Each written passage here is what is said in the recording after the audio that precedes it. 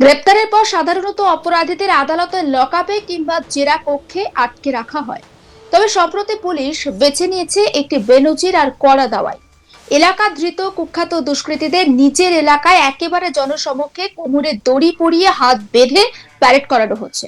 শনিবার ভরদুপুরে কুখ্যাত দুষ্কৃতীকে কোমরে মোটা দড়ি বেঁধে চারিদিক থেকে কড়া পুলিশি পাহারায় মুড়ে তারই চেনা সাম্রাজ্যের রাস্তা দিয়ে যখন হাঁটিয়ে নিয়ে যাওয়া হলো, তখন সাধারণ মানুষের চোখ একেবারে চনমন করে উঠেছিল।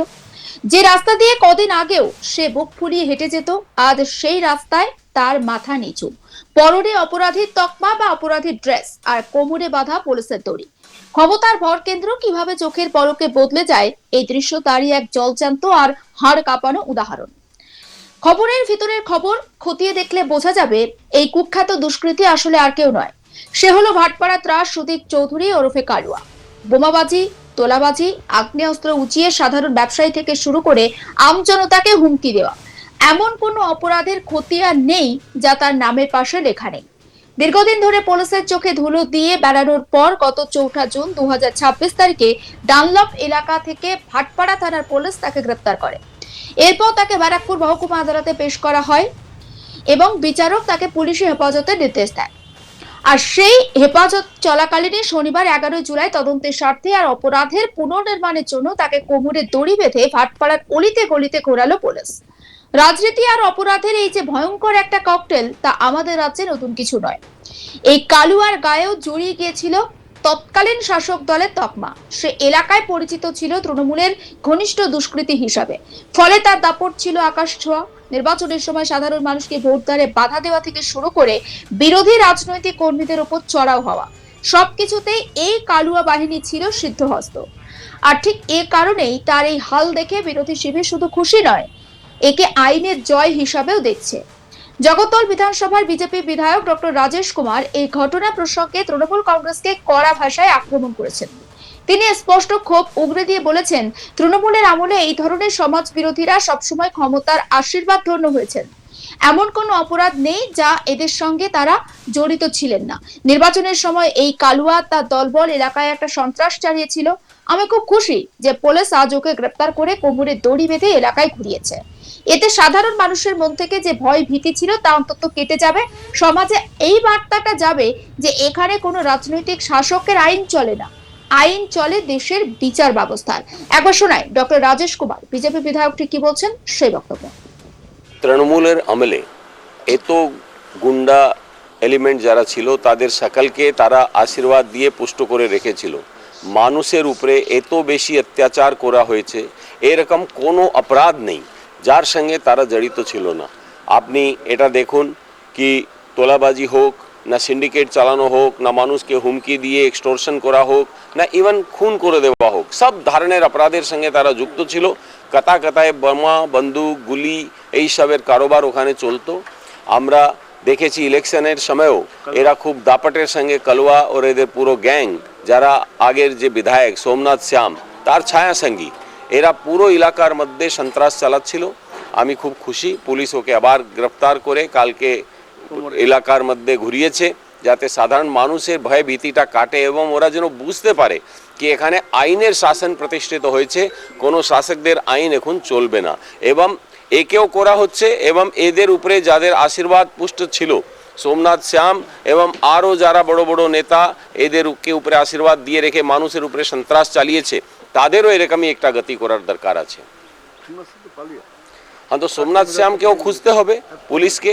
অনেকগুলো কেস আছে, এনআইএ এর কেসটাও পেন্ডিং আছে। আমরা এনআইএ কেও রিকোয়েস্ট করেছি যেন তাদের যে কেসেও ইমিডিয়েটলি একটা ব্যবস্থা নেওয়া হয়। প্রিয়াঙ্গু পাণ্ডের উপরে গুলি চালানো হয়েছিল, ওটার উপরে কেস করতে হবে। এছাড়া আরও অন্যান্য কেসে দুর্নীতির মধ্যে এখন ইনভেস্টিগেশন চলছে আমাদের ভাটপাড়া মিউনিসিপ্যালিটিতে এবং অন্য সব জায়গায় পুকুর বুঝিয়ে বাড়ি বিল্ডিং করে নিচ্ছে। অনেকগুলো অ্যাক্টিভিটিজের মধ্যে এরা জড়িত ছিল, সবগুলোর তদন্ত হবে, তাদের বিরুদ্ধে পুরো ব্যবস্থা নেওয়া হবে, তাদের পয়সা রিকভার করা হবে। বিজেপি বিধায়কের এই বক্তব্য কিন্তু স্রেফ রাজনৈতিক বিরোধিতার খাতিরে এমনটা বলা যায় না। এর পিছনে রয়েছে সাধারণ মানুষের দীর্ঘদিনের জমে থাকা কান্না আর আতঙ্ক।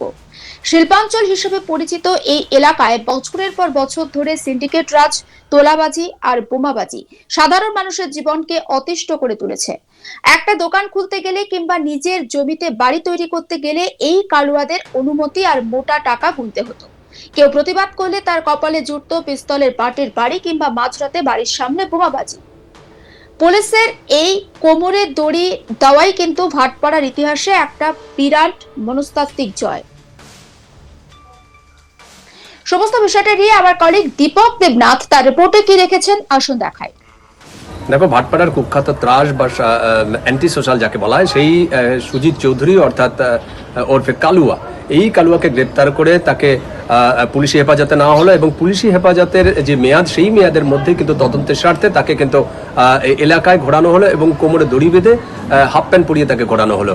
আমরা দেখেছি যে গতকাল এই কালুয়াকে নিয়ে এসে ভাটপাড়ার বিভিন্ন জায়গায় যেখানে এই কালুয়ার অবাধ বিচরণ ছিল, সে যে সমস্ত অপরাধমূলক কর্মকাণ্ডে জড়িত ছিল, ঠিক সেই সমস্ত জায়গায় তাকে নিয়ে ঘোরানো হয় এবং সাধারণ মানুষ, যথেষ্ট পুলিশ নিরাপত্তা ছিল এবং সাধারণ মানুষ উৎসাহের সঙ্গে দেখছিল যে কি ঘটনা ঘটতে চলেছে। সাময়িক একটা চাঞ্চল্য সৃষ্টি হয় কালুয়াকে নিয়ে যখন ঘোরানো হয়।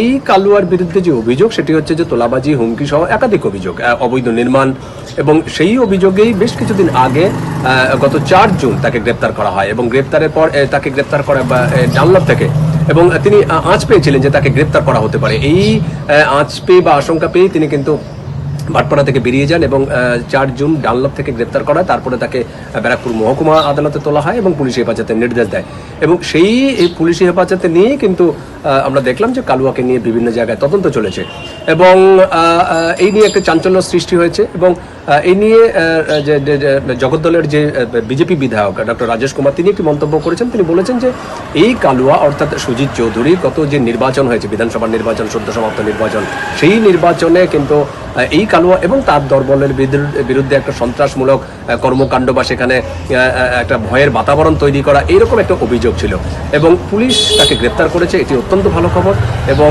গ্রেপ্তার করার মধ্যে দিয়ে একটা জিনিস প্রতিষ্ঠিত হয়েছে, মানে রাজেশ কুমার যেটি বক্তব্য সেটি হচ্ছে যে এখানে আইনের শাসন রয়েছে, শাসকের আইন নয়, যেটা পূর্বতন সরকার অর্থাৎ তৃণমূল সরকারের সেই জিনিসটি ছিল না এবং বিজেপি সরকার আসার পর আইনের শাসন প্রতিষ্ঠিত হয়েছে এবং যারা অপরাধী, যারা অ্যান্টি সোশ্যাল, যারা সমাজ বিরোধী তাদেরকে কিন্তু রিয়াদ করা হবে না এবং এই যে কালুয়াকে দিয়ে যে ঘোরানো হয়েছে, কোমরে দড়ি বেঁধে এলাকা ঘোরানো হচ্ছে, এটার মধ্যে দিয়ে একটা জিনিস বার্তা দেওয়া হচ্ছে যেটি রাজেশ কুমার বলছেন, সেটি হচ্ছে যে সাধারণ মানুষ এতদিন ভয়ে ছিল এই কালুয়ার যে তার যে আচরণবিধি, তার যে কর্মকাণ্ড, বেআইনি কার্যকলাপ, এটি নিয়ে সাধারণ মানুষের মধ্যে একটা ভয় ছিল, কিন্তু কালুয়াকে ঘোরানোর মধ্যে দিয়ে এই সাধারণ মানুষের যে ভয় বা ভীতি সেটি কিন্তু দূর হয়ে গেছে।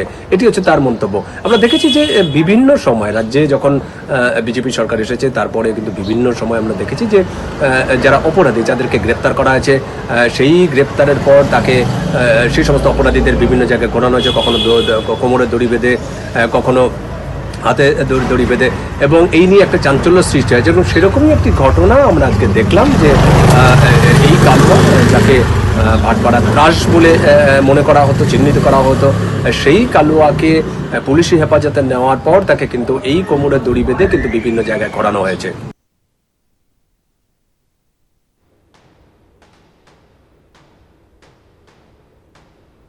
সমস্ত আপডেট পৌঁছে দেবো আপনাদের কাছে, নজর রাখুন আজ তাক বাংলা, সাবস্ক্রাইব করতে ভুলবেন না।